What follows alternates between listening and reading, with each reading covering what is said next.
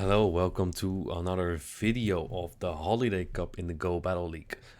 This time we're going to take a look at a battler you may have seen around if you've been on Twitch a lot. His name is NCK228 and he again loves Obstagoon. The team he is running, somewhat generic, but I think Obstagoon Frostless is a really good core. And I think it makes for a really good ABB strategy here because with Frostless you sometimes bait out Lantern. On top of that, Charizard now functions better as like an Altaria. I wouldn't say answer, but it just puts up a way better fight now that it gets fast to those Dragon Claws. I think this is a perfect example of a very easy to learn team. Now, there's one thing about that Obstagoon, he does run Obstruct on it, a move that I myself don't like as much, but he made it work pretty well. And we're going to see how he uses that. He's not the type of person who baits Obstruct all the time. No, he actually uses it to good use. The first lead is kind of bad, and I really hate this one because with an energy disadvantage, Frostless isn't even that great against Venusaur. However, the opponent swaps in immediately, and this is actually kind of decent for NCK because you can get like a shield advantage. Unfortunately, the opponent is smart and no shield's first move because you need to let a Shadow Ball to flip this into one shield. Regardless though, lining out Avalanche is pretty big because now you will be able to farm down. You'll have to go 2 shields down though, but at least you can flip switch. And Charizard is kind of good against that Venusaur.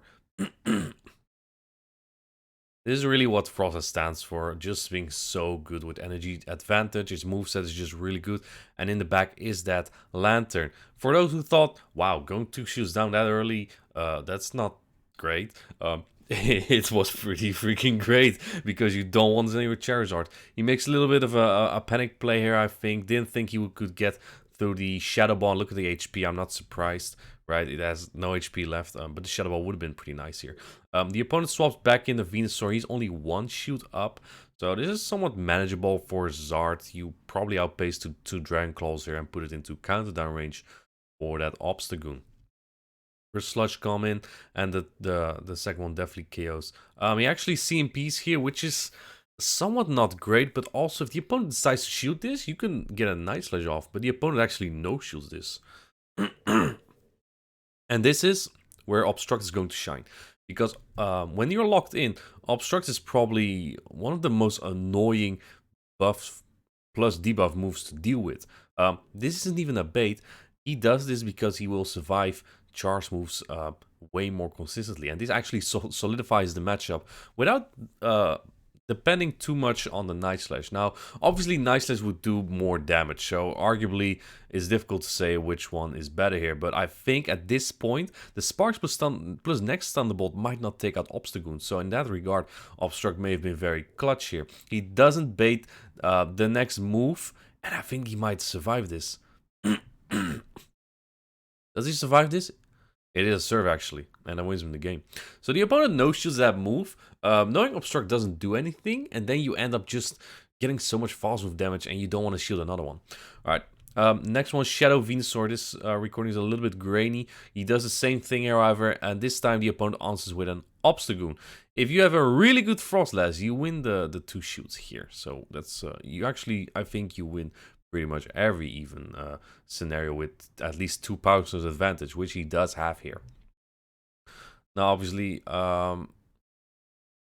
he's already very low, and the counters are going to add up. I'm not sure. Maybe the Vine Waves made the difference here because Shadow Vine Waves from Venusaur obviously do quite some damage, but he gets a nice shield advantage here. Can he get to another one? He does not, and at this point, it's a little bit iffy because you kind of don't want to come in with Obstagoon here and take a cross shot to the face. You might just want to pray that they have Obstruct, but looks like he tries to catch us on Zard. I mean, Obstagoon with a shoot up is not even that bad against the Venusaur, and he actually does catch a cross shot, which is pretty big. This neutral Night Slash though, Charizard is not known for its bulk, so it's gonna add up a little bit. He's gonna let it go though. He loves Obstagoon. He's definitely gonna try to sweep with it. In the back is a Frostless. Both Venusaur and Frostless don't like a Blast Burn. I would actually think this gets shielded because Venusaur can't even do much against this Charizard at this point. It does get shielded, and the power snows add up a lot, so it becomes a little bit annoying now. I think you have to kind of get out of this matchup. But he decides to go for another Blast Burn instead and take this out. Now, this will get very close at this point, I think, because a Shadow Frenzy Plant, I don't know if you ever took one to the face. I can tell you that it hurts. I can tell you that it hurts. Not out of personal experience, but one of my Pokemon definitely took one of those. First Nicers coming in. Shadow Venusaur really fragile. This already puts it into the red. But I think the Shadow Venusaur might be able to get to 2 before NCK gets to another move here because it had an energy advantage. Ooh, this CMP hurts. But Vine Whip is double resistant on Charizard. He might still pull that off. Let's see. I think the wink on here actually... Yeah, this is a tie. That's actually... It's something, right? I think the wink on there is basically to swallow out of Charizard and farm down a Venusaur later. Maybe to take out the Frostless. Because the Vine Whips just don't do much. This is a very good match for Obstagoon. As Shadow Sableye lover, I know that this is not great with Power Gem. With Return, you can actually win 0 shoots if you have an Excel Sableye. But look at what NCK does here. He actually plays the same way against Purified Sableye. He told me you obstruct first, so they need 2 returns. In this case, they need...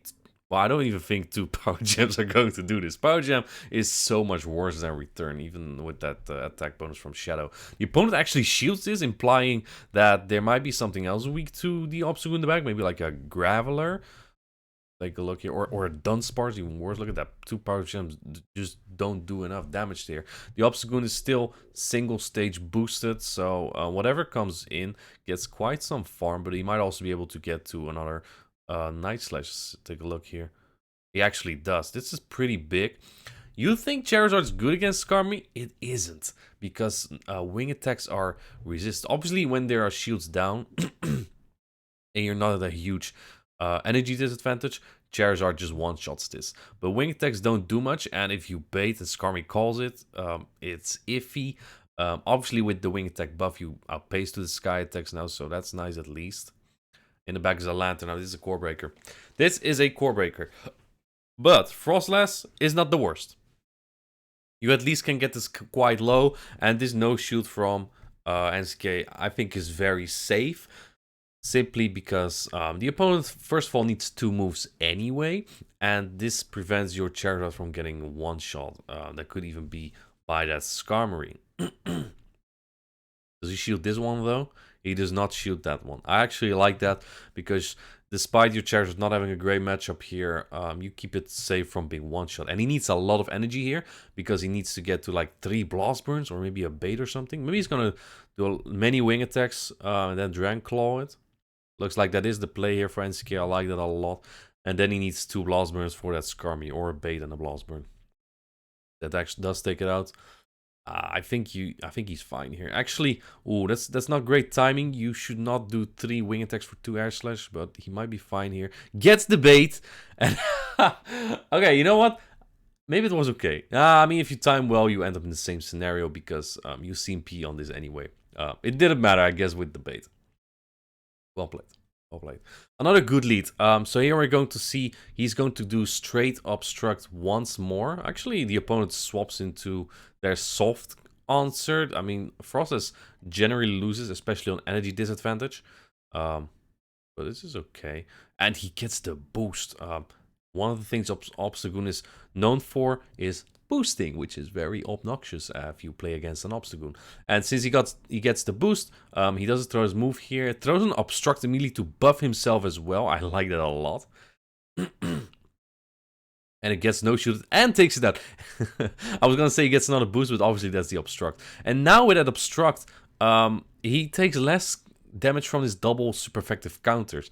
He does have Crush Up though, so that kind of is obnoxious, but he does get a shield here. Look at how low this Vigor actually gets. It's almost taken out already. Obstagoon with a shield advantage took out almost 2 Pokemons here. Obviously, the boost helps a lot, because that allows you to farm that at Frostless. Or actually to hit way more, obviously. Let's see. So now he goes straight Shadow Ball. I like this a lot. If the opponent no shields, you probably just shield form down. If they do shield, you Blast Burn with the Charizard. They do shield that. They have to throw though, because Frostless can get to 2 moves here reliably, and they're counting very well. I also liked in that first matchup that NCK didn't throw immediately, knowing that he will lose CMP against Frostless, right? The opponent tried to CMP, and Frostless wins CMP against a lot of things, including Obstagoon. Catches a foul player, that's unfortunate, but I don't think it matters. CMP is actually more important in this game than you might think, because it really can waste all your energy if it's an unnecessary CMP. Another Sableye lead here, interesting. And this one is staying in. So he's going to go straight Obstruct once more. If you see an Obstagoon to go to 6 on their first move, it's very likely to be an Obstruct. That's never the move you want to shield. Obviously, Obstagoon, like Night Slash, isn't even really a bait move. But this allows him to survive a return and a foul play. So the opponent has to go to 2 returns, which is way more expensive. And he even shields the first return, so now the opponent needs 3 returns in total. Don't go for that Night Slash. I'm not even sure if the opponent gets to another return here. Night Slash does nice boosted damage now.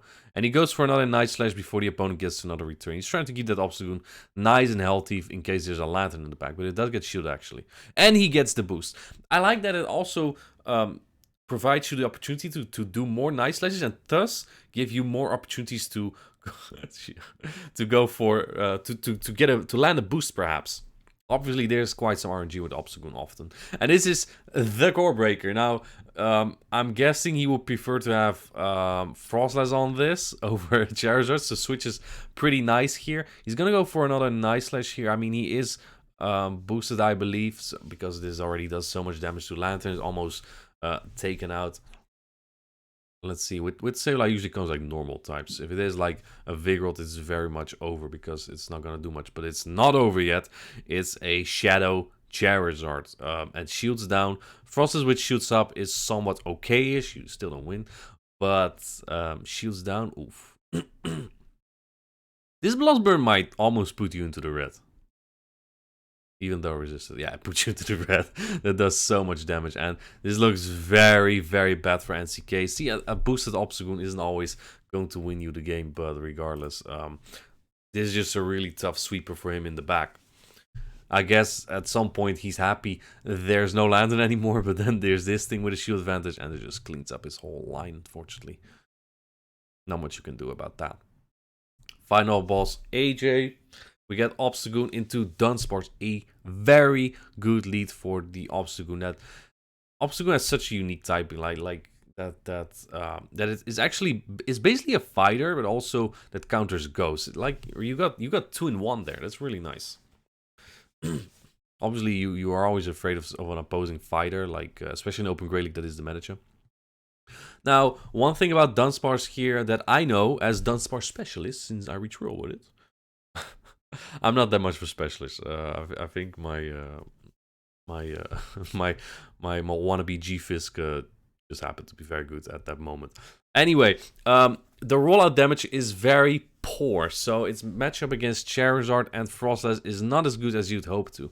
And basically, this is the core breaker for NCK. So I guess he's kind of happy with this, and you can't get fast move down, so Obstacle is still useful against the Dunsparce. I think.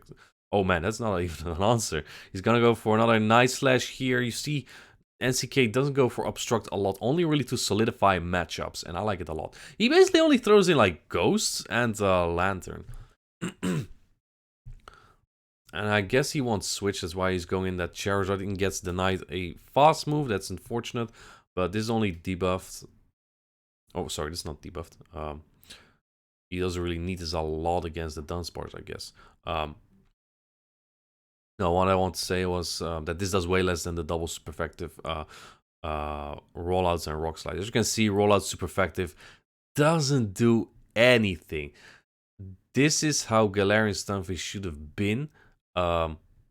Just good coverage, hitting super effective on so much, but not being broken. You know, this is how Galarian Stunfisk should have been, in my opinion. Right now, Galarian Stunfisk is a big party pooper in Open Grey League and stuff. Dunsparce is a good boy. Dunsparce is a really good boy. And now he has 2 moves. I reckon the opponent does shield the first one because I think your Wincon is calling the Avalanche. And it's not. Oh, well, he shields anyway. I mean, this is not winnable regardless. Actually, you might. Didn't NCK have a shield here? I think he did, right? Yeah, no, there was no win here. There was no win. Very well played by NCK there, and a really good showcase of how to use Obstruct. Myself, I always say always bait. I will always go for Obstruct baits. So I guess he does that better than me with Obstruct. I TM'd them all the way. But he put good use in it, right? Solidifying your matchups against Lantern, Sableye, Frostlass. I think this is really nice to have. So thank you NCK for featuring these battles. Follow him on Twitch. I'll drop the link in the description. And thank you for watching. See you in the next video.